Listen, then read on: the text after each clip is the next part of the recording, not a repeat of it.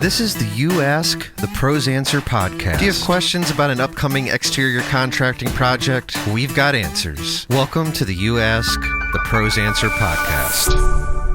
Hey, welcome to the You Ask, the Pros Answer podcast. Your questions answered by the pros you trust, presented by Pro Exteriors. Today, we are kicking off our Project Profile series. We've done this a little bit in the past where we're going to take a look at one of our past projects and we're going to discuss what went into it in hopes that you as a homeowner will glean some tips and tricks and good information for you to take forward with you. Today, though, we are going to be going behind the scenes of our top performing YouTube video titled Siding Secrets, Fixing Hardie Siding Issues. I am here today with the owner of Pro Exteriors, Aaron Rogers. Aaron, how are you? I'm wonderful, Cole. How are you? I'm pretty good. My kiddos start back to school tomorrow, which is hard to believe. Your boys are homeschooled, right? When do they plan to jump back into things? We're letting them kind of have a slow start. I know the older boys' girlfriends, they started back this week. So yeah, it's weird to think kids going back in the middle of August, the beginning of August. It's just odd. Yeah, I don't know what it was like for you here in Sussex County when you're growing up, but in Baltimore, it was after Labor Day. Yeah. Yep. And that just felt right. Now, so my kids go back tomorrow on a Friday, and then they have 2 days off for the weekend. So it's that weird. makes sense. Yeah. Yeah. Anyway, so yeah, the summer is gone really quickly. Always does, doesn't it? Yes, it does. Okay, so you were on site for this repair job. Yep. Correct? Yes. So the plan is we're going to actually take a look at this video together and then we'll kind of deconstruct it together. So before we get to talking too much, because I know with both of us on mic, we could, fall Ramble? into some ramble. Yeah, make lots of talky with our mouth. So let's go ahead. Let's take a look at this video. Like I was telling you off mic, if you want to comment on your commentary, we'll pretend like this is back in the day when there were DVDs and you could watch the special features and there was commentary on stuff. Yeah. Yeah. Okay. So without further ado, let's go ahead and check this out together. Siding failure explained. Good morning, everybody. We are in Selbyville over in the Bayside community. Josh and I are here to start a little partial siding replacement job. Got a house built roughly 10 years ago. I've got James Hardie siding. Had some failures in the siding over the years, as well as some interior issues. So I'm going to show you what we're dealing with and ultimately what the issues are. So here we are. I've torn off a little section here to kind of get a closer view of everything. Number one issue we deal with Hardie siding is nailing. We deal with this a lot with vinyl siding as well. All siding essentially has to be nailed into the studs. So the issues that we deal with a lot with Hardie is when it's not nailed into the studs, you get vibration in your siding. You get siding that essentially falls out of alignment. It kind of slips down over time as the wind vibrates it kind of pulls it away. So I pulled a couple of pieces off here and I've kind of pulled back the house wrap to kind of figure out exactly what we have going on here. It looks like this nail is in the camera stud. work. And then if we come over here, our next stud is roughly right here. So we know that there should be a nail right here, and there's not. This nail is not in a stud. This nail is not in a stud. Our next stud is over here. So we know that this nail's not into a stud. This nail's not into a stud. This one's not into a stud. These two up here are not into a stud. Normally when you're doing Hardie siding, if you're nailing everything into the studs, your butt joints in the siding, so this joint here and this joint here, should be either 16 inch or 24 inches on center, depending on how your wall's framed. This one's on 25 inch center. This one here is 24 inch center. This one's 25 inch center. This one's 26 inch center. So we know right away that there was no real rhyme or reason how they were putting the siding up. All of these joints realistically would be some category of 16 inches on center. So it'd be 16, 32, 48, so on and so forth. So if you look down the wall, the whole wall is going to be like that. If we were to go through here and put a tape measure on every single one of these butt joints, we know for a fact that none of these are going to be where they're supposed to be. I'm going to guess that randomly the nails that made it into the stud were probably not on purpose. Definitely none of the butt joints were done right. So we're going to get all this patched back together We're going to put the new Hardie siding back up. All of our nails will be into the studs, obviously. They use standard 15 weight tar paper for all their butt flashings. We don't use tar paper for this. We actually use ice and water shield. It's a little bit thicker. It doesn't break down. It doesn't deteriorate long term. You'll notice this piece right here, because Hardie joints, we don't caulk these joints. So what happens is over time, the UV rays get into it and actually deteriorate the tar paper in this little section here. So long term, probably not in the first 10 years, but in the first, say, 15 years to 20 years, that will actually just separate. It'll completely break apart, and then you'll have no butt flashing left. Again, when you're using a product that's a 50-year product, we want to make sure that we're using all the flashings and everything that's associated with it that are going to last just as long as the siding is. All right. Yeah. So, yeah.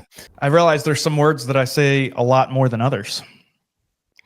Yeah. So that's the danger of ever showing someone a video of themselves. Yep. As the guy who edits this podcast weekly, trust me, I feel all of it on me. Not, I'm not looking at you like, what is he doing?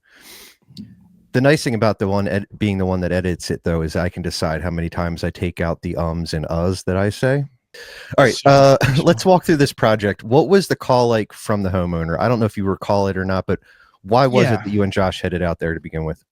So the exterior of the home is, although it is owned by the homeowner, it is in a community. It's an attached home, so it's a condo, some people would call it, or a townhouse style home. This gentleman just happened to have the end unit. The condo was about to have the exteriors painted. So it's usually a good time to just have like the outside kind of buttoned up nice and tight. Mm-hmm. So he called us out there because he had noticed kind of a handful of issues with his siding. He wanted a professional to come and look at it. I can't remember specifically, but I'm pretty sure that this customer actually found us on the James Hardie website as one of their contractors. So obviously he wanted an expert. He wanted somebody that's very familiar with James Hardie to come out and take a peek at it. The day that this video was shot, was this your guys' first visit out to the house, or was this? No. So this would have been after we had met with the homeowner, after we had signed the contract. This would have been the day of starting construction. This is the day we were basically, tearing off the old siding and starting the reinstallation. So.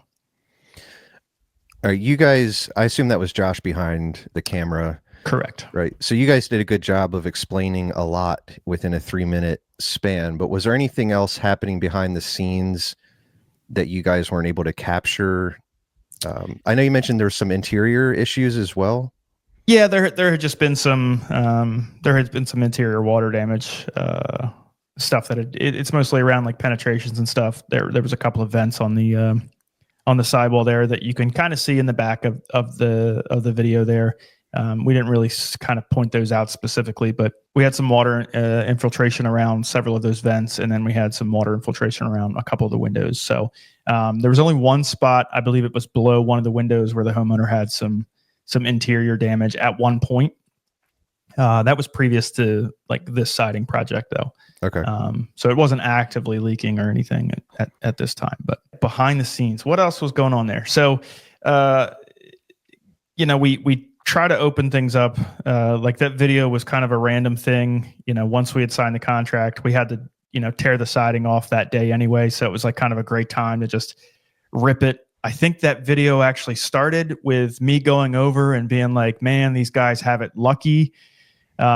This siding is going to come off so easily. And I literally put like 2 fingers behind it and pulled on it, and like 2 pieces fell out. And I was like, oh my gosh.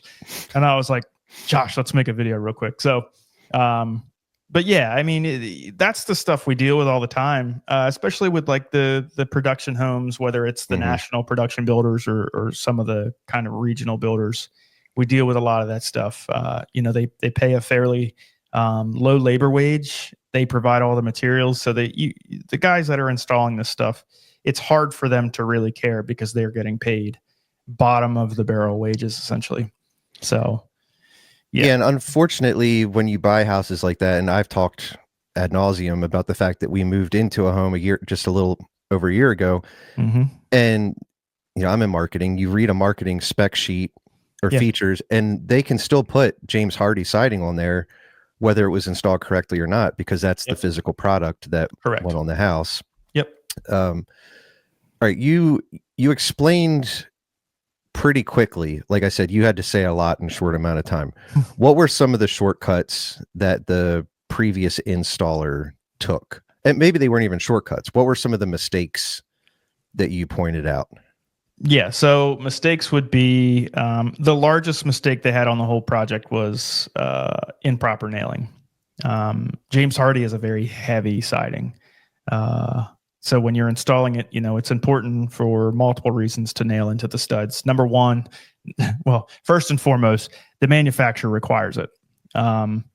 So pretty much every siding manufacturer, whether it's vinyl, fiber, cement, is all going to give you, a PDF, the install instructions.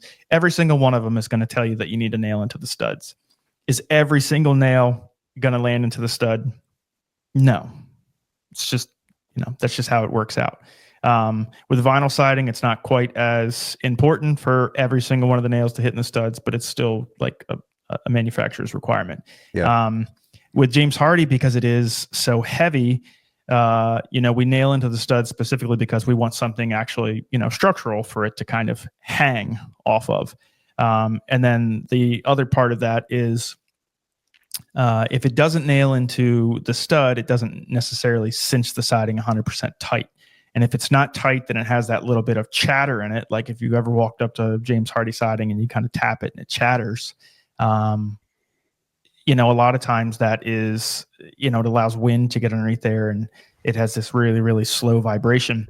And it can do two things. Number one, it can back the actual nail out. If the nail is only into plywood, say 1/2-inch plywood, it can actually back that nail out.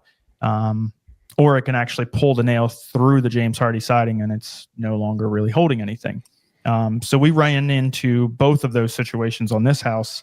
I would say probably 10-15% of the nails on the side of that house. It was about 1,000 square feet on the side. Only about 10-15% of the nails were actually into any sort of structural members, whether it be the floor joists or the actual studs. And you said was likely, you said in the video, I think, that those might have been happy accidents. Yes. Potentially. Yeah. Yes. So house wrap is a code required thing. Most of the conventional house wraps we have on the market right now have like little cheater tabs on them, little cheater marks. Like DuPont, Tyvek, Typar, Block-It, which is the one that we typically use. All of them have these little tick marks on them. Like with Tyvek and Typar, they're going to be every 8 inches apart. And if they're on there specifically, like if you don't realize it, those little tick marks are on there to help you find the stud. If it's a 16 inches on center house, then every 2 tick marks, there should be a stud. Or it gives you a measuring point. Like if you know that right here in between the 2 tick marks is a stud, then the middle 2 middles over is going to be the next stud. Or if it's 24 inches on center, again, 2 over, you're good to go. So that's on there specifically to kind of help you with your siding installation. So there's little things like that can help you to kind of cheat and to kind of be a little safer about it. In this particular case, this house had 2 layers of weather barrier on the outside. It had a Tyvek, or like kind of a standard house wrap as the base layer. And then it had that like 1/4 inch bubble wrap that they sell as like an extra energy saver. But I mean, when you put that stuff on there, there's no markings on it whatsoever. There's no way to really find the studs behind it other than basically tapping on the wall like you're trying to find a stud for hanging a picture on your drywall. Yeah. Or you sit there and you bang a nail until you find a stud, and then you try to, measure down. A lot of the houses that we work on, if we got the house wrap up, we'll find a first stud, we'll measure our 16s over, and we'll verify that all those 16s stay kind of on target, and then we'll take a level line and we'll mark the lines all the way up the wall so that as we're going up, we know where the stud is every single time. Where the studs are or where the butt joint should be. It just wasn't the case on this house. Once the crew got there and demoed the job, how much of that end part of the house needed to be redone? Was it the whole wall? The whole side? Okay. Yep. could you walk me through the installation process the right way? Yeah. So once we take it off, we pull the old house wrap off there. You have to have a proper house wrap behind James Hardie product. Standard Tyvek is not a suitable standard Tyvek Type R is not a suitable membrane for behind James Hardie. You need something that is surfactant resistant, which is why we use the Kimberly-Clark Block-It product. You basically need to have an air gap back there because the stuff is a flat back siding, and moisture that builds up behind the siding can end up rotting that siding out over time. Whereas vinyl has weep holes, right? So vinyl is a weather resistant product. It doesn't really matter if it's kind of got some space behind it. It's not a solid product. It's not going to rot. We deal with a lot of houses here, like older cedar houses. A lot of them have rotted out over the years because Tyvek was, nobody ever said anything about having an air gap or any sort of rain screen behind those sidings. So it's pretty common to see those things rot out. So you're going to go through and you're basically going to make sure that your house wrap is nice and tight. All your seams have to be, taped per code. Everything needs to be kind of buttoned up around all of your windows and penetrations. You want to make sure everything's, taped with appropriate flashing tapes. Caulk any sort of penetrations that have like pipes or wires or anything coming out of it for energy, for bugs, for insects, whatever. And then you're going to go around and make sure like your flashings are tighter on your like horizontal trim. So top of windows, tops of doors, any sort of like horizontal decorative trims that you have, you want to make sure you have Z flashings put on those. And then you're going to go through and you're going to start marking out your studs. Your first piece, you have to cut a little starter strip. Some guys will use a piece of wood. We usually just cut the top of a piece of the Hardie, so it's the same product. And we throw that at the bottom. Now, one kind of thing that a lot of guys fail on is when you cut fiber cement, everything that you cut has to be touched up with matching paint. So when you cut the end of a board and you have a raw Hardie edge, you have to prime that edge with the matching paint. And they sell the touch-up kits. They're like $30, $45. So you'll cut the bottom starter strip, you'll put that in, and then you're just going to find the first stud. They come in 12-foot lengths. Find the first stud, put that in, get your flashing behind every one of the butt joints. And then you're going to just slowly but surely kind of go, down the line, make sure you're nice and level. And then you'll start to kind of slowly go up from there. There's a couple of really easy tools that we use. They're these little like kind of lap tools that we kind of click on the bottom of the existing siding to make sure that our reveal stays consistent. And realistically, you should be using those for every single row. And then every handful of rows, you're going to want to grab your level and just make sure everything's staying nice and plumb and level. An 1/8 of an inch, over a 10-foot wall is not really that big of a deal. But if you've got a 48-foot long wall and, you drop a 16th on this row and a 16th on the next row and the next row, it'll add up really, really, really, really quick. So you're going to go through basically that whole wall, cut out around all your penetrations. Again, with James Hardie, you have to leave kind of a caulk gap. So anytime you're like butting up against something, you're going to leave like 1/8 of an inch. Any sort of horizontal things that the Hardie has to kind of go over, tops of doors, tops of windows, tops of trim, you're required to leave a 1/4 inch gap. And that's specifically so like the water that gets in there doesn't kind of like naturally wick up. If you have less than a 1/4 of an inch, it'll just like your house is constantly negative air pressure trying to suck things in. So, and then you pretty much go all the way up the wall like that. Again, the number one thing that we deal with all the time and pretty much any product, roofing and siding, is going to be poor nailing. So nailing is your number one most important thing. And then depending on where your environment is, like you want to use a stainless steel nail most of the time for Hardie. And then when you're all said and done with that, I mean, you go back and you basically caulk all of your areas, like around your windows, around your doors, all your penetrations. You go back and you usually caulk it with like a color match caulk. So it'll end up being the same color as the siding. And you said that you do not caulk in between sections. No, you don't caulk the butt joints. Yep. That used to be the way they did it. But no, Hardie siding, it's fiber cement. So it's a cementitious product, but it still expands and contracts. I have James Hardie on my personal house. I installed it, to the letter of the James Hardie install instructions. And I still, if I go out there certain times a year, specifically in the wintertime, I'll have 1/8 inch gaps between a lot of my lap siding. It's normal for it to move. It's, every product pretty much has some version of expansion and contraction. So you want it to move. It's going to move naturally. Just let it do its thing. It's meant to do it. Just a couple quick follow-ups. So in the video, you mentioned that one of the mistakes the original installer made was the flashing material used. Can you remind me and the audience what it is that we use? So we usually use ice and water shield. We'll take full rolls of ice and water shield and we'll cut them down to like 8-inch wide strips, like maybe 4 inches wide, 8 inches tall, depending on the size of the Hardie itself. In that video, in this particular house, they had used just a standard like 15 weight tar paper. Tar paper is not really meant to be like kind of exposed to UV rays long term.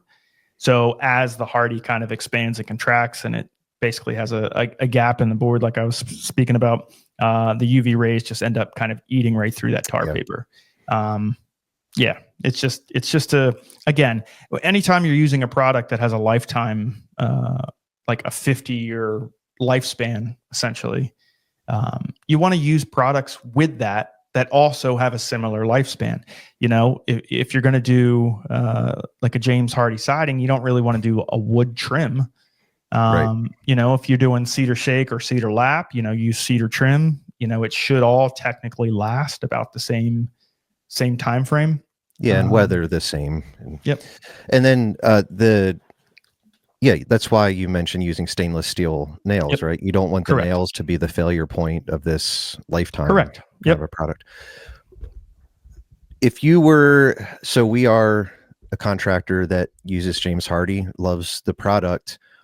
What is it about the product that has made it become such a household name? One thing is it's beautiful. It's a beautiful product when it's up on the wall. The other thing is it's a very strong product. You can search a bunch of their YouTube videos, and there's a bunch of videos online from guys that have been at like trade shows and stuff. You can hit it with a baseball, you can hit it with a golf ball, and it's not going to break. It's not going to be, it's not going to dry rot like vinyl siding does. It's not going to oxidize like a lot of vinyl siding does. It's a great alternative for, years ago, most of our siding was going to be wood. And then, aluminum came through and did its thing, but again, it dents and rips and everything. So it was a great alternative to have kind of a normal style wood sided house, but with a product that isn't going to rot. It's insect resistant. It also has a crazy, I think it's a Class A fire rating. So there'll be some areas where if like you want fire rating, you have to use a product similar to James Hardie because the stuff won't burn. Believe me, I tried. We threw a piece we had a very large bonfire one time when we first bought our farmhouse. And just for giggles, I was like, let's just see if I can get this thing to light. And I threw maybe a little 18-inch piece of Hardie in there. Nothing. Yeah. Other than the paint bubbling off of it, I don't even really think it smoked all that much. That's pretty cool. It was neat. So you're going to have a lot of areas, specifically like California, Hawaii, where wildfires are a little bit more prevalent, where your local code, not your international code, but your local code will require you to have a product that has some sort of Class A. And you'll see a lot of houses out there that have some sort of like fiber cement siding, and they'll have concrete tile or clay tile on their roof because it has to have certain fire ratings. When wildfire kind of carries embers over, you don't want anything that can light on fire. Yeah.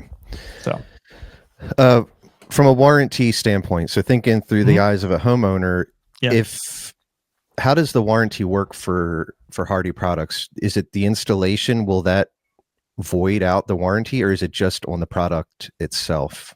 So it'll have two different warranties. It'll have a product warranty itself.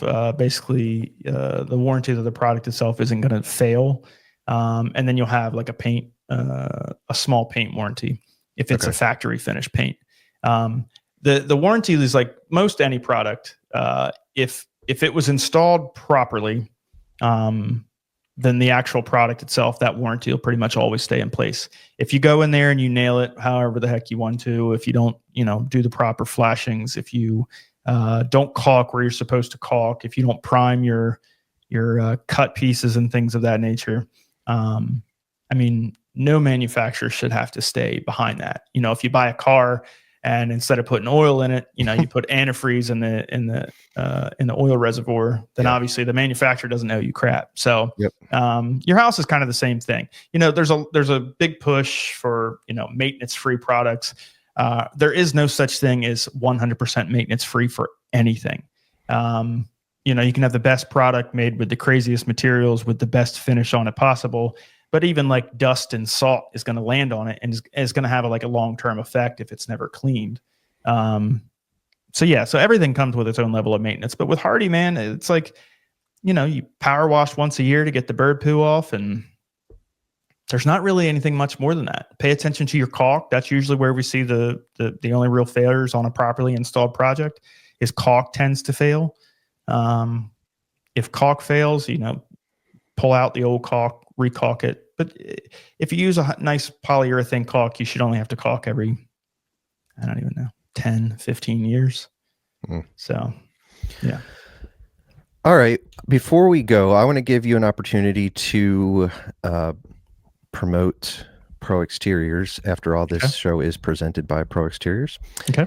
This episode's coming out late August 2025. So if you're watching this in 2050, this might not apply. But why would you suggest somebody that's watching or listening to this today, why would you suggest that they consider replacing their siding by going with Pro Exteriors right now? I mean, realistically, siding has a pretty good ROI. It's one of those things where, people are staying in their homes, rates are still kind of crappy. It's a perfect time to call an expert like ourselves. We can basically transform the exterior of your home, make it look like it's brand new. I can take your old home and make it look like it was just built. I can take your dingy home that needs some love and make it look like it's been loved forever. So, audience, talk amongst yourselves for a second. I need to feed Aaron. I'm also the producer of this show and the host. I need to feed him some information. Aaron, this would be a good time to mention the 20th anniversary bundle where we are offering free gutter guards with the purchase of any roofing or siding replacement project. All right, audience, we are back. Aaron, why else would people maybe want to consider, if they've been on the fence about it, why would now be the right time for them to go ahead and pull the trigger on that new James Hardie siding project? Yeah, so we are as a kind of a promo for our 20th anniversary. We are running a promo right now to get free stainless steel micro mesh gutter guards for any sort of replacement project. So any roof, any siding project, we'll go ahead and throw in free gutter guards. For any of you guys that have gotten up on a ladder and had to clean out your gutters once or twice a year, it sucks. And this will take care of that. Yeah, until a drone has the ability to start cleaning out my gutters, I'm not doing it. I'm just not doing it. Plus, you got a bad back, so that's not really it's not really good for you. Oh yeah, you and I only think we'll talk on another episode. Maybe we'll have a Cole's bad back section because I've got some updates to share with you. All right, well, this has been fun. Thanks for giving us a bit of a behind the scenes look at this video that has taken the YouTube world by storm and shown it no mercy. All right, thanks, Aaron. Thank you. All right, that is all we have for you today on the You Ask the Pros Answer podcast. Thank you to everybody who's been getting the word out about the show. Please continue to do so. The best way to do that is to leave 5-star reviews on Apple Podcasts, follow us on social media, or simply tell a friend. Also, if you are watching this on YouTube, please be sure to like this video and subscribe to the channel. And if you're watching on YouTube, I want to give you a chance. The video that we watched at the beginning of this episode, if you click up here now or here, one of the two places, if you click here now, you can watch that video again and pause it if you have any questions about it. All right, before we go, we want to hear from you. This show does not exist without your questions. Please send your questions related to exterior home remodeling to info@askproexteriors.com and place You Ask in the subject. If you are facing an upcoming home project, we hope this episode has empowered you to tackle it with confidence. Remember, knowledge is power, and a little bit of research can go a long way. Until next time, happy homeowning. The You Ask the Pros Answer podcast is produced in-house by the Pro Exteriors team. Pro Exteriors is the exterior contracting division of Empire Construction Group, LLC.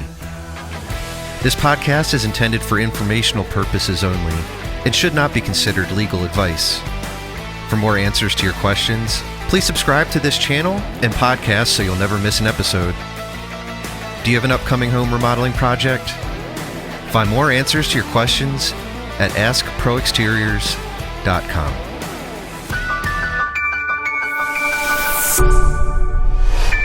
Hey, thanks for watching this video. Would you please help us out by hitting that subscribe button? That would be awesome.